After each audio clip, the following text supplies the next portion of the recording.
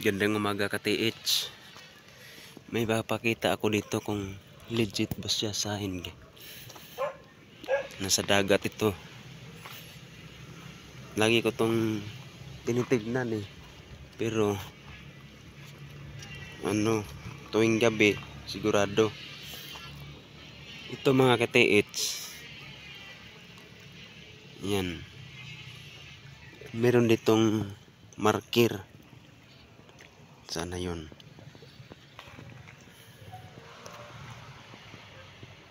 Siminto ata to eh. Kasi tinuluan ko to ng acid, bumubula. Tapos meron pa siyang parang heart. Parang heart na broken. Yan.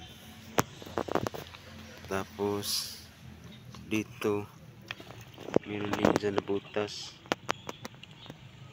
Yan o. Parang bato yan natanggal. May mga ibang klase say, dikit-dikit sa na bato. Siminto talaga. Nasa dagat. Tapos doon is dyan ang yung is yan dyan. Tapos dito naman west. Doon papunta. Kayo, anong tingin nyo dito? Tapos meron naman dito sa harap. Yan o, may mga git-guhit siya. Not sure kung marker o legit. Pero halata eh. Meron din siya dyan o. May bato pang nakadikit. Yan. Tapos yan. Tinusdok. Yan o. Anong tingin nyo? Ang linaw. Ganda pagkaukit o. Bilog na bilog. Tapos sa dulo, sa ilalim, may parang hagdanan. Dalawang black. Yun o, sa ilalim.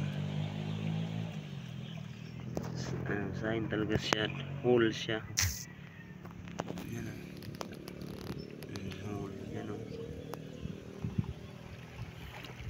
Yan. Anong tingin nyo ka-TH? Tapos doon.